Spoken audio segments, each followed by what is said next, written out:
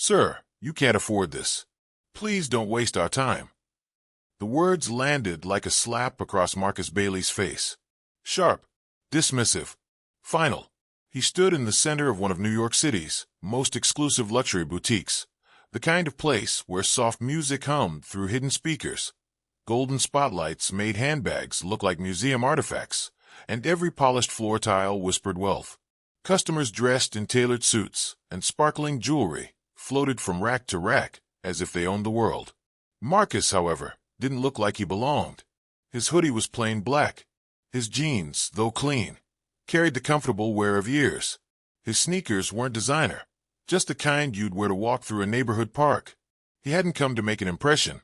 He had simply walked in, curious about the gleaming watch he'd noticed from the glass window outside. But to the sales associates, appearances said it all.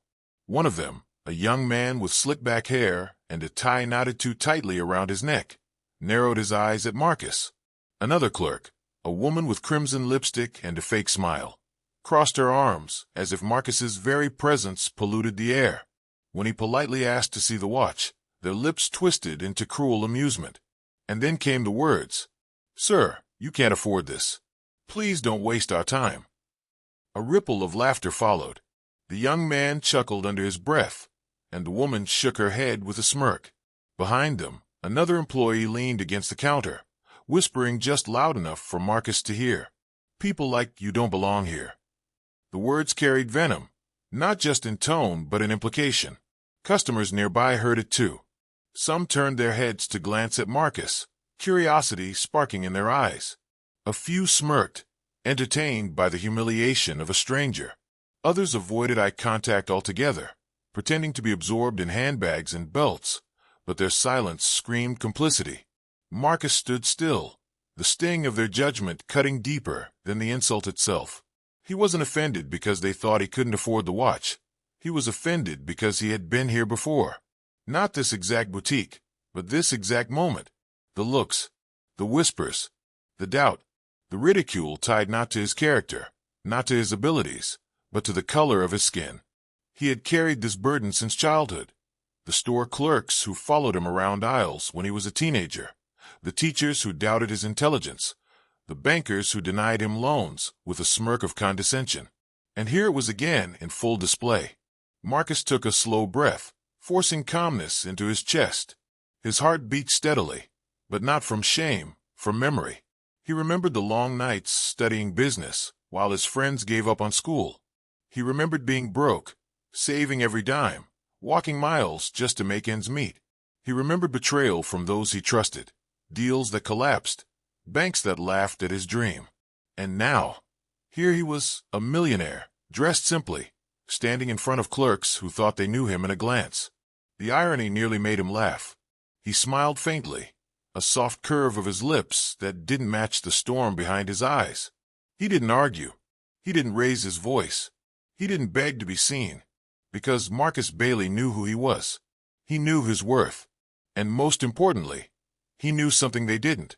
Without a word, he turned and walked toward the door. The laughter followed him like a shadow, echoing against the marble floors. His footsteps were steady, not hurried. With every step, he carried the quiet dignity of a man who refused to let ignorance define him. But what nobody in that store realized, not the smug clerks, not the watching customers, not even the store manager who pretended not to notice, was the truth about the man they had just ridiculed. Marcus Bailey wasn't just another man off the street. He was the CEO of one of the fastest-growing real estate firms in America. A man whose signature had the power to change neighborhoods, to move millions, to shift skylines. His company had developed properties across the country, from luxury condos to sprawling commercial spaces. He wasn't a man who wanted wealth. He was a man who had built it, and the mall that boutique sat in, the very building that gave those employees their jobs, the roof under which they mocked him, was something Marcus knew intimately. Because even as they sneered at him, Marcus was finalizing paperwork in his office, paperwork that bore his name, his company's seal, his future, paperwork that would make him the owner of this entire luxury mall. So as Marcus stepped out into the bright New York afternoon, the sting of humiliation was already fading. His faint smile widened ever so slightly. They thought they had laughed him out of their store. But in just a matter of hours, he would return. Not as a customer, as the owner. Marcus didn't always live this life of success, polished suits, and boardroom power. Long before the luxury malls and multimillion-dollar deals, there was Newark, New Jersey, a cramped, worn-down neighborhood where survival felt like an everyday battle and dreams were treated as luxuries. In a tiny two-bedroom apartment, Marcus grew up surrounded by peeling wallpaper, the constant drip of a leaky faucet, and the muffled sounds of arguments through thin walls. But amidst the chaos, he had one anchor, his best friend Jamal. To the outside world, they were just two poor kids with nothing but ambition. But to each other, they were brothers. They shared everything: basketball games at the cracked courts down the block, peanut butter sandwiches when money ran short, and whispered promises that one day, they would make it out. They didn't just dream of wealth, they dreamed of freedom. Freedom from poverty, from being underestimated, from watching their mothers work 2 jobs just to keep the lights on. Marcus and Jamal swore they would rise together, side by side, no matter what it took. But not all dreams survive the weight of life. When Marcus entered his 20s, he began shaping his vision into reality. While his peers were distracted by fast money and quick hustles, Marcus studied real estate. He saw opportunity in abandoned houses and neglected blocks. He started small, scraping together loans, fixing up rundown properties, and convincing skeptical tenants to trust him. And because loyalty ran deep, Marcus brought Jamal along for the ride. He trusted him like family, gave him access to company accounts, client meetings, even contracts. In Marcus's mind, if he was climbing, Jamal was climbing too. What was the point of success if your brother couldn't share it? But betrayal is the kind of wound that doesn't announce itself. It creeps in quietly, and when it strikes, it leaves scars that never fully heal. Jamal betrayed him. It started with small things, numbers not adding up, clients backing out mysteriously. Marcus brushed it off, thinking mistakes happen. But the truth came crashing down when he discovered forged signatures on company documents, contracts stolen, funds missing, and the name tied to it all? Jamal's. His best friend. His brother in everything but blood. The money stolen wasn't just thousands of dollars. It was years of sweat, sacrifice, and survival. Marcus had staked his future, his reputation, on a bond that proved fragile. Jamal didn't just steal cash, he stole trust. And when the lies were exposed, Jamal didn't stay to explain. He vanished. No apology. No face-to-face reckoning. Just silence and betrayal where friendship used to live. For Marcus, the collapse was more than financial. It was emotional. Nights of staring at the ceiling, asking himself how the person who knew him best could be the one to cut the deepest. Every laugh they had shared as kids, every promise whispered under streetlights, it all twisted into painful memories. The friendship shattered, and with it, part of Marcus's heart. But here's the thing about pain. It can break you, or it can build you. Marcus refused to be broken. He rebuilt from the ground up, brick by brick, deal by deal. The betrayal didn't crush him, it hardened him. It made him sharper, more cautious, more determined. He vowed never again to hand trust so freely, never again to let betrayal define his journey. And yet, as the years passed and his empire grew, the wound never fully closed.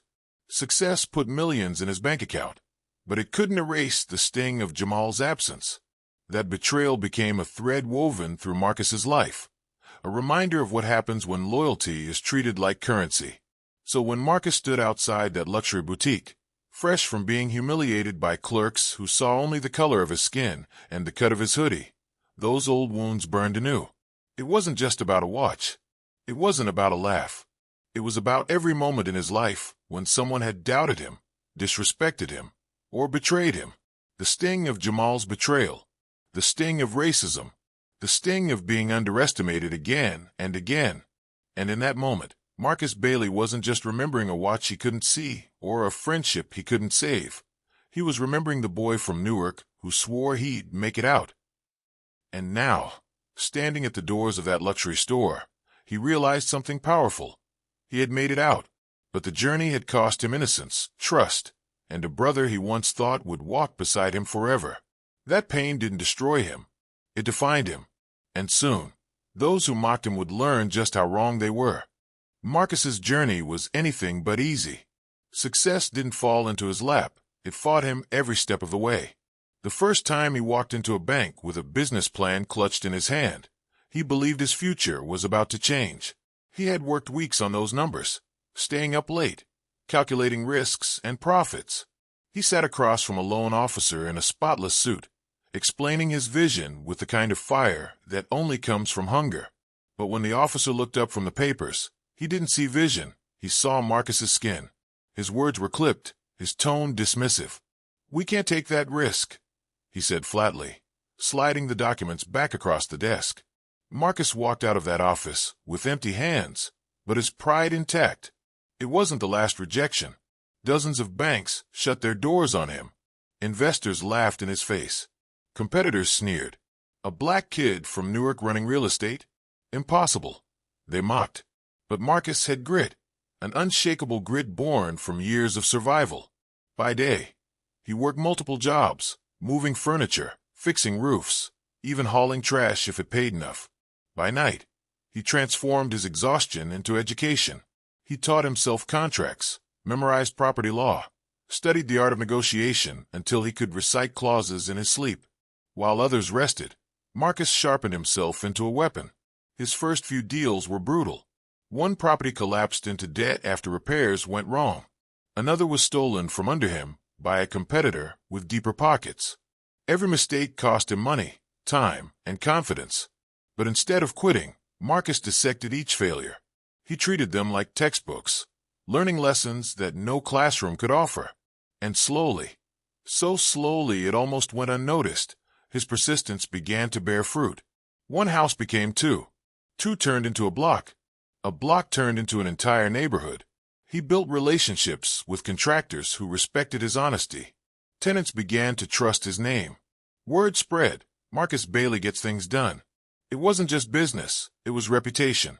And reputation was a currency more valuable than gold. By his late 20s, Marcus wasn't just hustling. He was building. He reinvested every dollar, never splurging, never losing sight of the bigger picture. While others chased fast cars and flash, Marcus chased land. Because land, he believed, was power. Soon, his properties grew beyond Newark. He expanded into neighboring cities, then across state lines. What started as fixer-uppers evolved into high-rise developments, sleek towers that redefined skylines. His company was no longer a whisper, it was a force. By his mid-30s, Marcus Bailey wasn't just wealthy. He was a powerhouse. Investors who once laughed at him now begged for a seat at his table. Competitors who mocked him now feared his moves. And banks, they tripped over themselves to offer loans to the man they once turned away. On the outside, he was a billionaire, a mogul who had clawed his way from the bottom to the top. But on the inside, Marcus carried scars that no amount of wealth could erase. He remembered Jamal's betrayal, the brother who had stolen his trust. He remembered the bankers who looked at him like a risk instead of a visionary. He remembered the clerks who laughed at his hoodie as if success had a dress code. Those memories didn't fade. They became fuel. Marcus never forgot where he came from, nor the voices that told him he couldn't succeed. Each deal he closed, each property he developed, was a quiet rebellion against every sneer, every doubt, every humiliation. His empire wasn't just built on steel and concrete. It was built on defiance, on resilience, on the fire of a man who refused to be broken. And now, standing outside that luxury store where clerks had mocked him, Marcus felt that fire rising again. The laughter he endured moments ago wasn't new. It was the same laughter he'd heard in boardrooms, classrooms, and even in the eyes of people he once trusted. But now, he was no longer the boy from Newark begging for a chance. He was the man who made chances. Success hadn't erased the pain. It hadn't healed the betrayal. But it gave Marcus something far more powerful, the ability to answer every insult, every dismissal, not with words, but with action. And today, that action was about to ignite. The paperwork was ready. The signatures were in place. The mall they mocked him in, the same one where clerks reduced him to a stereotype, was about to have a new name on its deed. Marcus Bailey's name. And this time, When he walked back through those doors, he wouldn't be asking permission. He'd be giving orders. Later that afternoon, Marcus Bailey returned to the same luxury mall. But this time, he didn't come as a customer in a hoodie. He came as its new owner. Just hours earlier, the final signatures had been written, the acquisition papers stamped, the deal officially closed. The sprawling luxury mall, its marble floors, glass storefronts, and high-end boutiques, was now under his company's control. A purchase worth hundreds of millions. A purchase that symbolized power, growth, and legacy. And one store in particular was about to learn the cost of arrogance. Marcus walked through the mall with quiet confidence.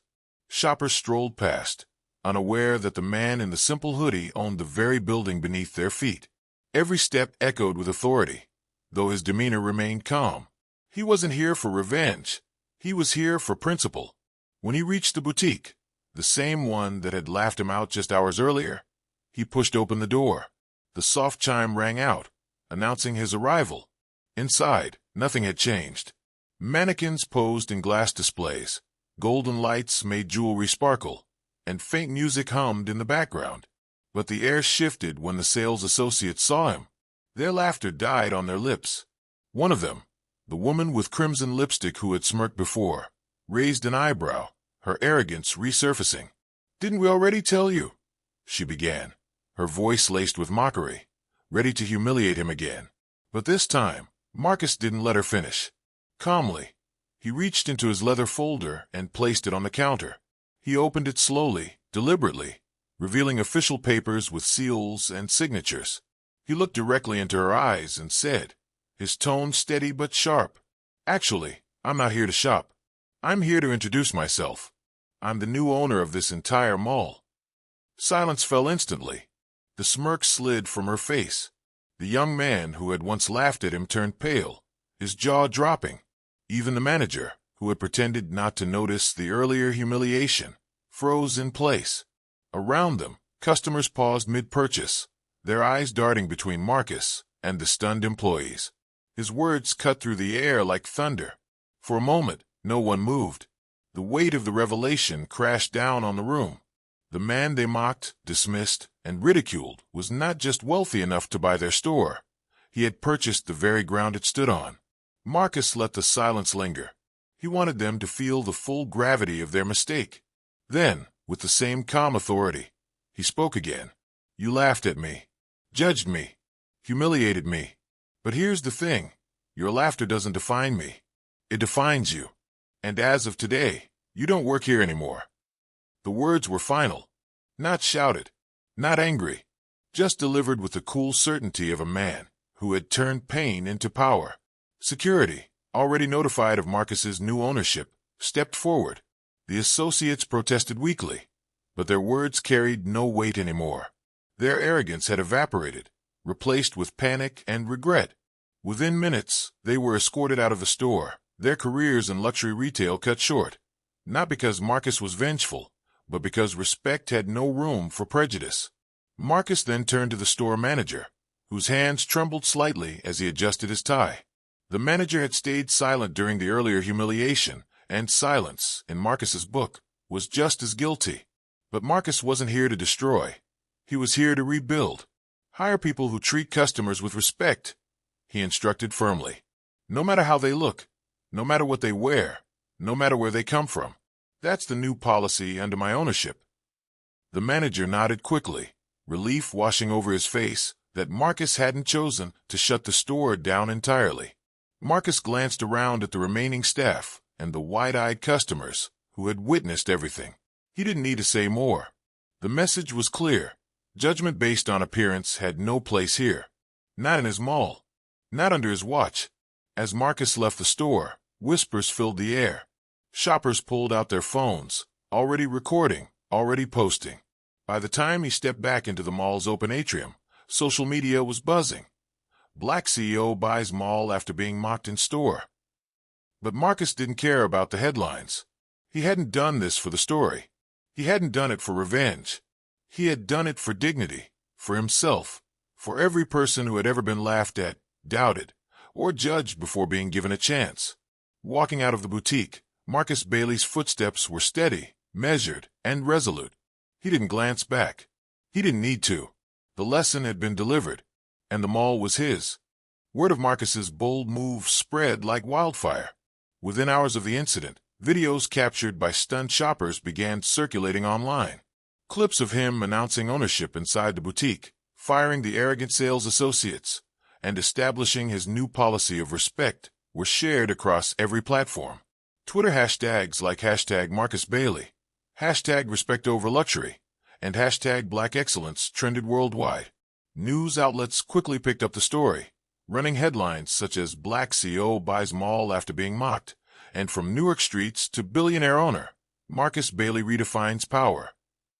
To many, it was the ultimate story of revenge, a man wronged who turned the tables in the most spectacular way possible. Memes, edits, and motivational posts flooded social media. This is how you handle disrespect. One viral tweet read, "Not with anger, but with ownership." For days, people couldn't stop talking about Marcus Bailey. But for Marcus, the purchase of the mall was never about revenge. To him, it was something deeper, something that touched the core of who he was. He had lived through betrayal at the hands of his closest friend, Jamal. He had endured the sting of prejudice from bankers, investors, and colleagues. He had felt the humiliation of being underestimated and mocked. Yet each of those wounds had been a stepping stone, a painful but necessary lesson that shaped the man he had become. Years later, when Marcus was invited to speak at a leadership summit, a moderator asked him about that famous moment in the boutique. Did he ever end up buying the designer watch he walked in for that day? Marcus chuckled, shaking his head. "I never bought that watch," he admitted to the audience. Because it was never about the watch. It was about respect. And respect isn't something you wear on your wrist. It's something you live every single day. If you live with respect for yourself and for others, no material thing can replace that. The room erupted in applause, not because of the spectacle of his triumph, but because of the raw honesty behind his words. Marcus didn't shy away from acknowledging the pain of his past. He spoke openly about Jamal's betrayal, the way it nearly destroyed him emotionally. He admitted that even years after building a billion-dollar company, the sting of racism and humiliation never fully disappeared. But instead of letting those wounds consume him, he transformed them into fuel. That, he told people, was the difference between bitterness and growth. "You can let betrayal make you a prisoner of anger," he said, "or you can let it sharpen you into someone who rises higher than your circumstances." Marcus carried that philosophy into action. He didn't stop at owning the mall or firing a few sales associates. He wanted his legacy to mean more. Using his wealth and influence, Marcus launched the Bailey Foundation, a nonprofit dedicated to supporting young Black entrepreneurs. Through scholarships, mentorship programs, and startup grants, he created opportunities for those who came from backgrounds like his own, people who had been told no simply because of where they came from or the color of their skin. When asked why he chose to invest so heavily in others, Marcus's answer was simple. "Because I know what it's like to have doors slammed in your face. I know what it's like to be underestimated, overlooked, and disrespected. But I also know that sometimes, all it takes is one chance, one person who believes in you, to change your life. I want to be that person for the next generation." His efforts paid off. Within a decade, dozens of businesses launched by Bailey Foundation alumni flourished. Some became regional chains, others national brands. Many of the entrepreneurs who once sat nervously across from Marcus in mentorship sessions later returned as mentors themselves, continuing the cycle of empowerment he had started. Marcus's story grew into more than just a viral moment. It became a symbol. His name appeared in textbooks, documentaries, and motivational talks. To communities that had faced systemic barriers, he was living proof that betrayal could break friendships, racism could brew spirits, and humiliation could cut deep. But none of it had the power to destroy a determined soul. Because Marcus Bailey wasn't defined by the betrayal of Jamal, the rejection of banks, or the laughter of boutique clerks. He was defined by his refusal to quit, his relentless pursuit of excellence, and his commitment to lifting others even as he climbed. In the end, Marcus didn't just buy a mall. He bought back his dignity. He turned broken trust, emotional scars, and the weight of systemic prejudice into the foundation of something greater than wealth legacy. And perhaps the greatest lesson of all was this: victory isn't always about proving others wrong. The truest victory is proving yourself right.